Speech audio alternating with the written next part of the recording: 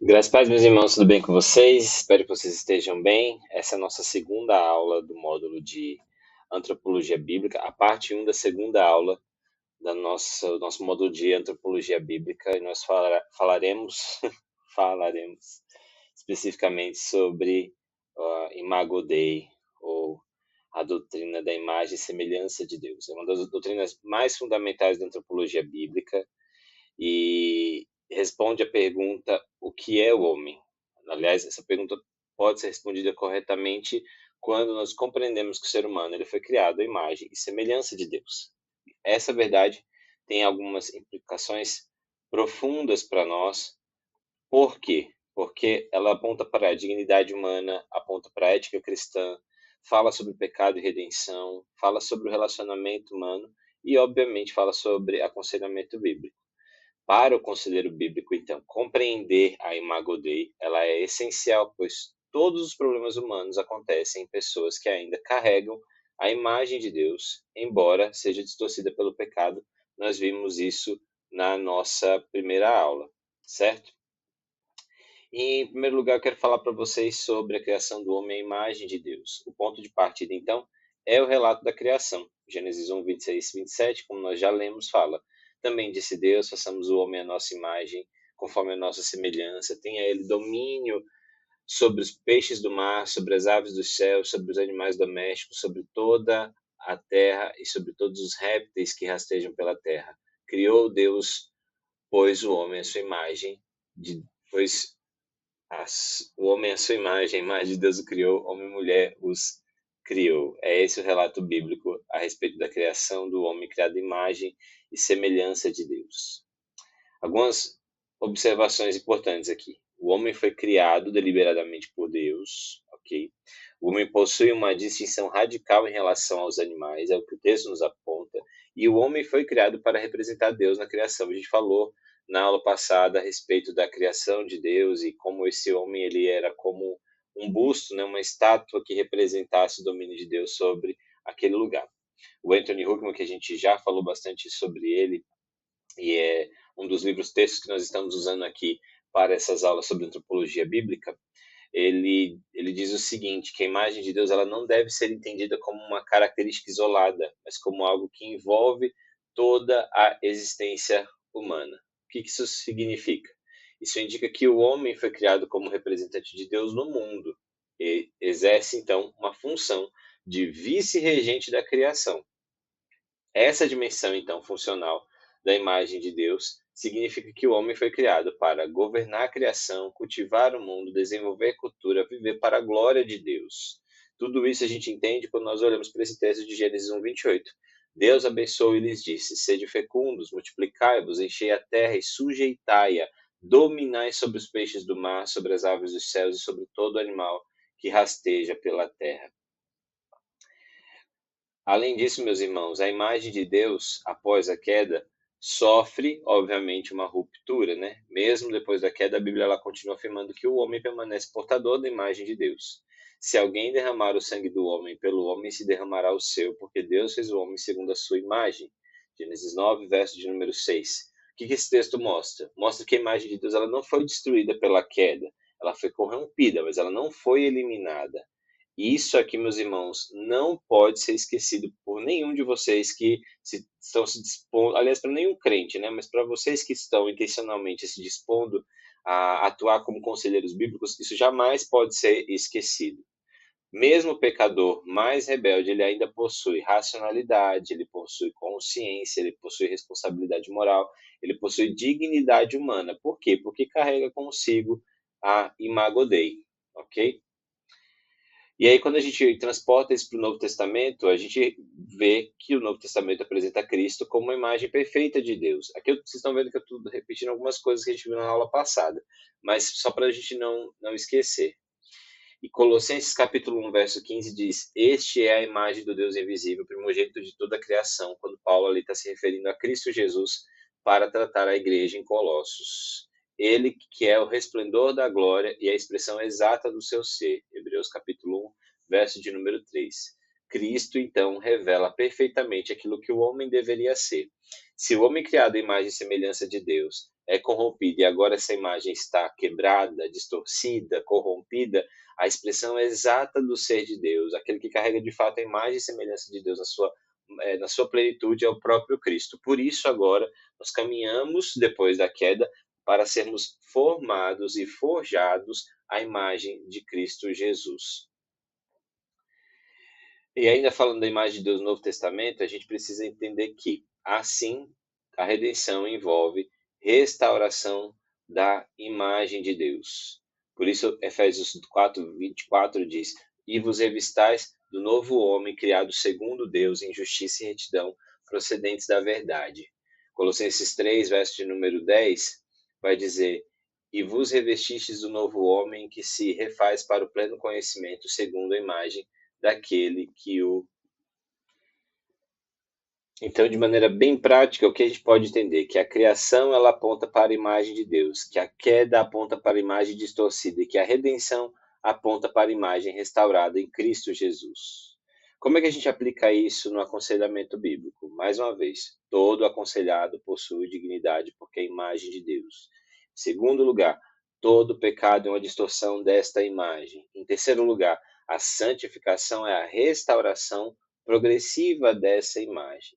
Logo, o aconselhamento bíblico busca ajudar a pessoa a viver novamente conforme a imagem de Deus, agora em Cristo Jesus. E aqui a gente acaba a nossa primeira parte dessa segunda aula, que é sobre Imago Dei.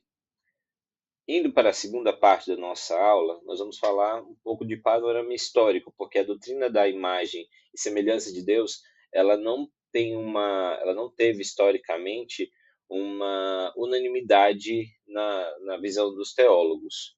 Então, ao longo da história da igreja, a doutrina da imagem ela recebeu algumas interpretações. Huckman vai apresentar para a gente algumas das principais dessas interpretações. A primeira delas é a interpretação estrutural. O que isso significa? Essa interpretação ela entende a imagem de Deus como alguma característica interna do ser humano. Então, a sua razão, a sua consciência, a sua moralidade, espiritualidade apontam para a imagem e semelhança de Deus. Por exemplo, Agostinho ele associava a imagem de Deus especialmente a capacidade racional da alma humana. Ele enfatizou essa ideia, ele e alguns teólogos patrísticos. Aqui, qual que é o problema dessa visão? Ela entende e reduz a imagem de Deus a uma única faculdade humana específica, e nós sabemos que não é bem assim. Uma outra linha teológica afirma para nós que a imagem de Deus ela pode ser vista apenas por uma interpretação funcional. O que significa isso? Essa é uma outra linha teológica e diz apenas sobre o domínio humano sobre a criação, ok? O que essa interpretação ela nos mostra? Ela nos mostra que a imagem de Deus aparece no contexto do mandato cultural e que o homem governa a criação como representante de Deus. Embora essa interpretação ela capture um aspecto importante, que é desse do cultivar e guardar, do domínio sobre todas as coisas, e tê-las sujeitas ao homem, o que o melhor argumento é que ela também é incompleta, porque a imagem de Deus não é apenas função. Se fosse assim, todo aquele que domina a criação, que ela sujeita a criação, que a criação é sujeita a si, ele estaria, obviamente, pleno em sua imagem e semelhança de Deus. Mas isso não é verdade, isso não é suficiente, ok? Uma terceira abordagem, que é a interpretação relacional, enfatiza o fato de que o homem foi criado para o relacionamento. E essa visão ela destaca três dimensões. Primeiro, o relacionamento com Deus, o relacionamento com o próximo e com a criação.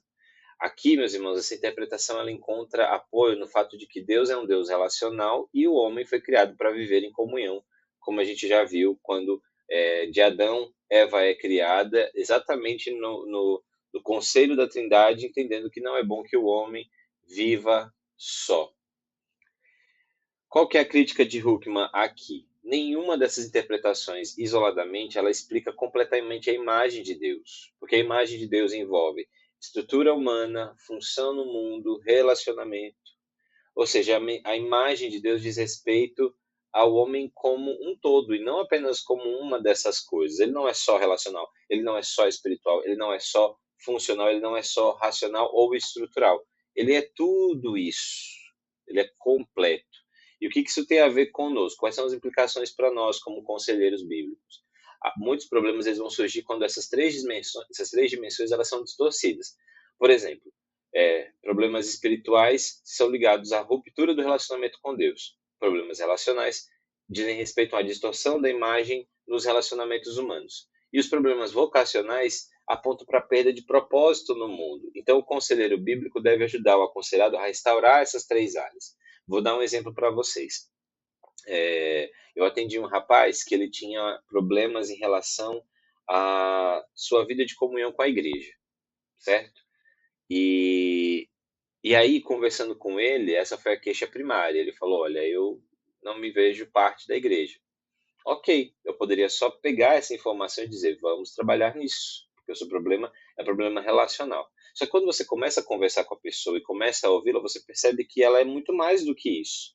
Então, a vida dele com Deus ela não estava alinhada, e o seu serviço, por exemplo, era visto numa perspectiva apenas de ser mais um desafio, mais um fardo que ele tinha que carregar, e não a oportunidade de viver corandel, né? Viver diante de Deus, exercendo a sua vocação, a sua profissão de modo que brilhasse a luz de Cristo. No final das contas, o problema dele não era apenas a igreja. A igreja era só a ponta do iceberg. Ele tinha problemas muito mais profundos que diziam respeito a tudo que ele era, tudo que ele é. Sua saúde estava envolvida, outros relacionamentos com pessoas fora da igreja também estavam envolvidos. Então, a gente não pode ter essa visão ingênua de que as pessoas, quando elas nos procurarem para pedir ajuda, elas estão querendo ajuda apenas sobre aquela questão específica. No primeiro momento pode até parecer, mas quando a gente começar a investigar, ao que a gente vai ver no segundo módulo, a gente vai perceber que, na verdade, tem coisas muito mais profundas e que abrangem todo o ser desse ser humano, desse indivíduo, que atrapalha a maneira de como ele tem a sua imagem e semelhança de Deus sendo forjada agora no molde de Cristo Jesus. Ok? Então, o conselheiro bíblico deve ajudar o aconselhado a restaurar todas essas áreas. Obviamente, ele não vai restaurar, mas ele a perceber o quanto Deus quer restaurar todas essas áreas, seguindo a obediência às Escrituras. Ok? Vamos para a terceira parte da nossa aula. Essa aula ela vai ser mais curtinha, mas vocês vão ver que ela é importante em ser dividida nesses três aspectos. Então, no primeiro aspecto, a gente viu sobre a doutrina de Imago Dei, a gente viu um panorama histórico bem curto, e agora a gente vai ver um resumo teológico da doutrina do Imago Dei. Pois bem, a imagem de Deus envolve o homem inteiro, e essa é a melhor compreensão que a imagem de Deus não é apenas razão, alma, moralidade, envolve toda a existência humana. A imagem de Deus inclui dimensões estruturais, e essas dimensões incluem racionalidade, consciência moral, capacidade espiritual, criatividade e comunicação. Todas elas aqui são atributos comunicáveis de Deus. Não é apenas Deus que tem, mas por carregarmos a imagem e semelhança de Deus, nós também carregamos e desenvolvemos essas dimensões. Essas capacidades distinguem o homem do restante da criação. Então, sabendo disso, uma coisa que você, como conselheiro, jamais pode aceitar é ter a sua vida ou tratar a vida dos seus aconselhados de modo animalesco. O homem ele não pode ser tratado como um animal racional, senão a nossa maneira de ser distinguido da criação é apenas por pensar. E essa não é a maneira como o Senhor nos criou. Se eu afirmo isso, se eu acredito nisso e aceito a maneira como a ciência nos divide nesse reino animal racional, eu estou dizendo que as outros atributos de Deus que foram comunicados para mim, eles não são importantes, ou eles nem existem. Veja como é algo muito sutil, mas que abre um precedente para outros princípios serem corrompidos, vendidos ou até mesmo negligenciados. Nós fomos feitos para sermos como é que agora eu não lembro, o reverendo Heber Campos Júnior ele tem uma expressão que aponta para um homem que adora, né? Mas ele tem uma expressão em latim que eu agora não vou saber dizer, que eu não lembro. Mas o homem foi feito para ser esse ser que adora, que contempla, porque isso aponta para o sétimo dia da criação, onde toda a criação ali, sendo olhada por Deus, sendo avaliada e validada por Deus, que diz, olha, tudo isso é muito bom, agora adora ao Senhor, porque todo ser que respira adora, louva ao Senhor.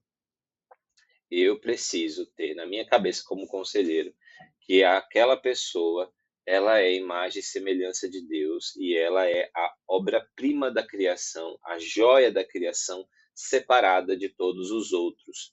Recentemente eu expliquei para uma pessoa a respeito do capítulo 2 de Gênesis, né? A gente tem no capítulo 1 a criação do homem e da mulher, mas o capítulo 2 ele é esse zoom que faz com que a gente entenda que essa criação em específico, ela aconteceu de maneira maravilhosa, poética, com uma aliança sendo colocada ali. Eu não posso esquecer disso quando aconselhar outras pessoas, ok?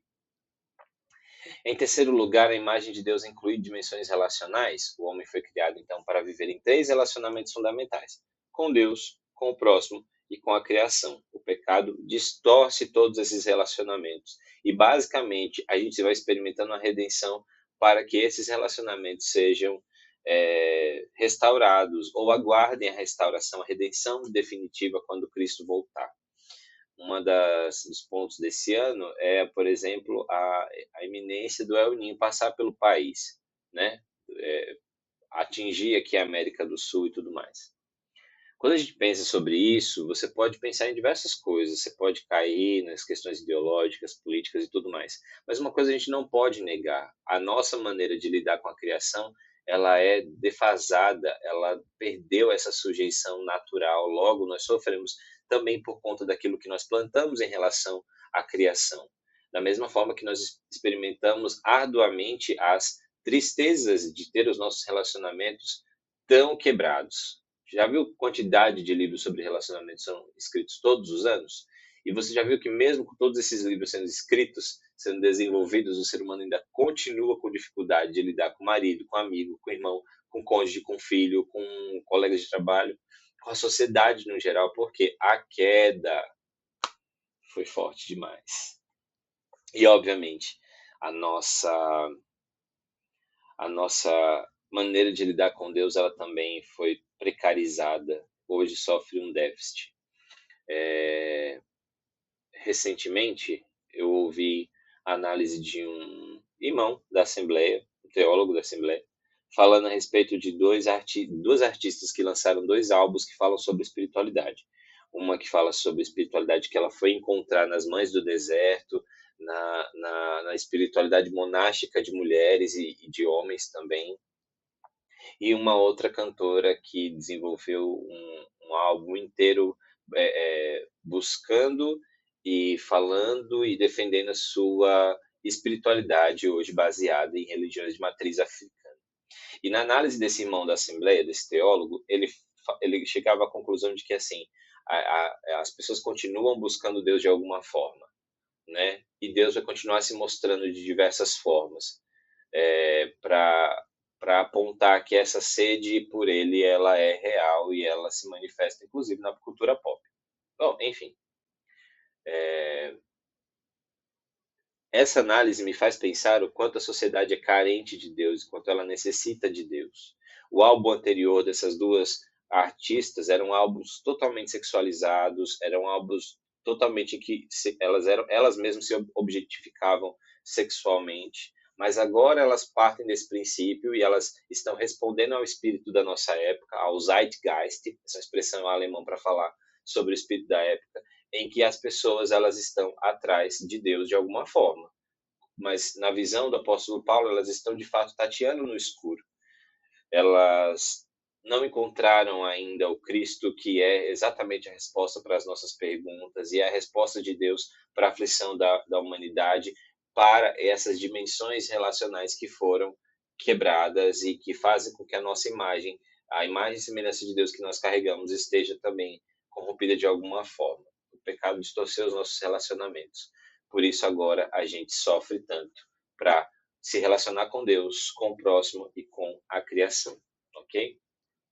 Em quarto lugar, na nossa conclusão teológica aqui, a imagem de Deus inclui uma dimensão funcional. Veja, não é só uma dimensão, mas inclui uma dimensão funcional. O homem ele foi criado para representar Deus na Terra, o que inclui o nosso trabalho, a nossa cultura, o nosso domínio responsável sobre a criação. O trabalho humano, então, possui um significado teológico. Uma das coisas que eu mais lamento pessoalmente é que eu não tive, eu não fui ensinado e eu não busquei na época devida, na época que eu estava trabalhando com pessoas não cristãs, a viver uma vida, na verdade não busquei tanto, né? Viver uma vida em que o trabalho fosse esse exemplo. Parece muito óbvio, mas eu digo para vocês que nem todos os lugares, nem todas as igrejas, elas enfatizam o quanto a maneira como nós trabalhamos reflete o caráter de Deus em nós e mostra que de fato nós estamos voltando para as escrituras para cultivar e guardar a criação nos nossos espaços de trabalho.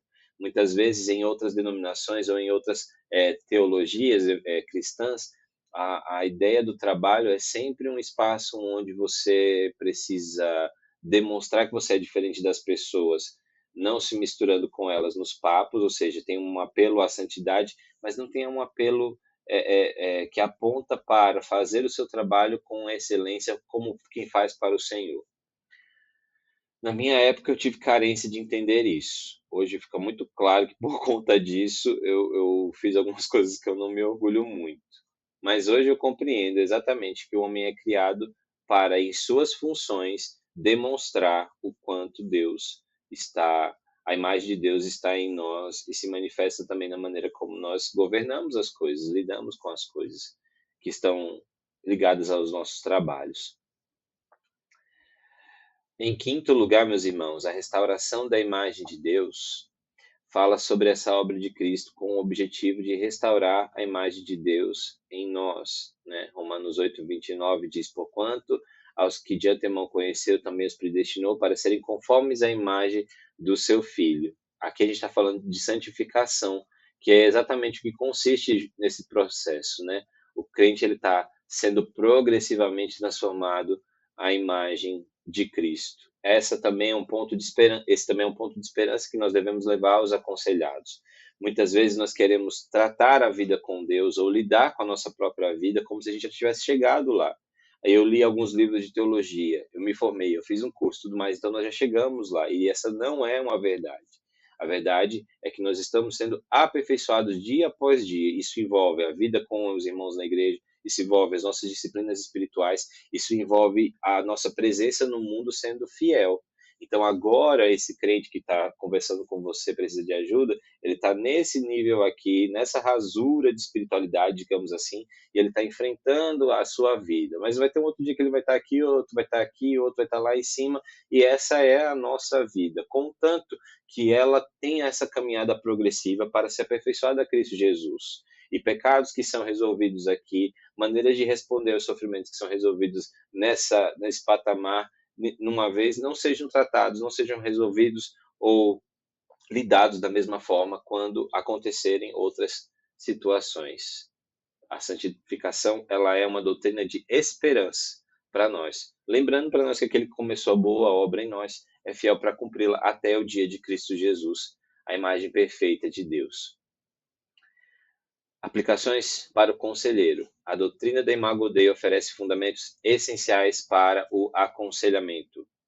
Dignidade humana, mais uma vez, todo aconselhado possui valor porque é a imagem de Deus. Então, isso vai impedir desprezo, desumanização e fatalismo. Muitos cristãos chegam para nós e, por conta da demanda deles, por conta dos desafios deles, a gente pode achar que é pequeno, que não é para tanto, mas a imagem de Deus nele evita que a gente incorra nesse erro do desprezo, principalmente se ele já foi desprezado em algum momento da vida. Também nos ajuda a olhar para essa pessoa com um olhar de humildade e não de desumanização. As pessoas não são robôs. Eu preciso entender que mesmo que eu seja muito hábil em lidar, por exemplo, com relacionamentos, o meu irmão que está precisando de ajuda tem dificuldade, eu não posso olhar para ele com um olhar soberano, um olhar de quem já alcançou um patamar acima. Eu preciso entender que ele está passando por um processo que talvez eu tenha passado, ou talvez eu não tenha necessidade. Eu preciso olhar para ele com esse olhar igual. Eu também careci e careço da glória de Deus, da graça do Senhor, e para lidar com o outro não posso olhar com um olhar de soberba, de arrogância. Também essa doutrina nos ajuda a olhar para essa dignidade humana e tirar essa pessoa do fatalismo. Uma das coisas mais comuns no aconselhamento bíblico é que as pessoas elas vão abraçar uma autocomiseração, elas vão se colocar num vitimismo, numa síndrome do coitado, daquele que precisa ser amparado sempre, ou de que seus problemas são extremamente impossíveis de serem resolvidos, impossíveis de lidar. A gente precisa tirar as pessoas dessa situação de fatalismo e colocar elas diante da realidade bíblica que nos dá a possibilidade de aprender até mesmo a sofrer com esperança, com fidelidade, com apresentando nossas queixas ao Senhor, né? E aguardando a resposta do Senhor, seja qual for ela, ok? Mais algum ponto é que a doutrina da Imago Dei nos ajuda a ter uma responsabilidade moral. O ser humano é responsável por suas escolhas porque é a imagem de Deus. O que que isso significa? Significa que o pecado não pode ser simplesmente explicado como resultado de circunstâncias e o homem continua responsável diante de Deus para qualquer coisa, para qualquer coisa. Ah, mas eu sofri. O que que você vai fazer com esse sofrimento? Você precisa fazer alguma coisa. Você precisa reagir de alguma forma. Você vai reagir de uma forma pecaminosa porque o sofrimento te dá anistia para isso? Não, de maneira alguma. Não é o exemplo que nós temos em Cristo Jesus, ok? Além disso, há esperança de transformação diante da doutrina do Imago Dei. A restauração dessa imagem de Deus em Cristo nos oferece esperança real. Nenhuma pessoa está além da possibilidade de transformação. E por último, a santificação, ela é restauração da imagem. O objetivo do aconselhamento bíblico não é apenas resolver problemas imediatos, é ajudar a pessoa a ser transformada em imagem de Deus. O que que isso significa? Significa que, em um determinado momento, a pessoa ela já quer ter o problema resolvido de cara, mas precisa dizer, ei, experimenta esse processo, compreenda esse processo como algo que Deus está promovendo para que você responda como um santo de Deus que você é. Você foi separado para responder dessa forma. Se o mundo trata as coisas como bateu, levou, você vai fazer de uma outra forma. E a maneira como eu vou te ajudar é apontando para esse caminho de transformação, de santificação, que é, às vezes, a conta-gotas, às vezes é um dia após o outro, né?